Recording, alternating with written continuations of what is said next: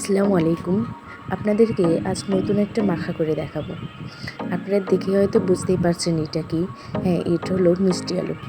আপনারা হয়তো মিষ্টি আলু সিদ্ধ করে খাইছেন, কিন্তু কখনো মাখা করে খেয়েছেন কি? আমার তো মনে হয় না আপনারা কখনো মাখা করে খাইছেন। তো চলুন দেখাই আজকে আপনাদেরকে কিভাবে মাখা করতে হয় মিষ্টি আলু। এইভাবে মিষ্টি আলু মাখা করলে অনেক মজা লাগে, অনেক স্বাদ লাগে খাইতে। তো চলুন দেখাই প্রসেসটা।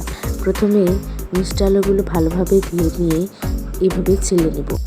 মিষ্টি আলু আবার অনেক ভালোভাবে ধুয়ে নিতে হয়, নইলে মিষ্টি আলুর গায়ে অনেক বালু লেগে থাকে। মিষ্টি আলুগুলো বালুতে লাগানো হয়, তার জন্য মিষ্টি আলুর গায়েতে প্রচুর পরিমাণে বালু লেগে থাকে। তো প্রথমে আপনারা আগে ভালোভাবে মিষ্টি আলুগুলো ধুয়ে নেবেন, তারপর এরকম একটা স্ট্যানার দিয়ে গ্রেট করে নেবেন। তো এই স্ট্যানারে দুই পাশ দিয়ে গ্রেট করা যায়। প্রথমে আমি ছোট সাইজ দিয়ে গ্রেট করে নিয়েছি, পরে বড় সাইজ দিয়ে গ্রেট করে নিয়েছি।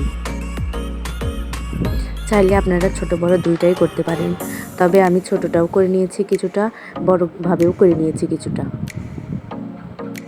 তো আমার গ্রেট করা হয়ে গেছে, আমি এখন মেখে নিব।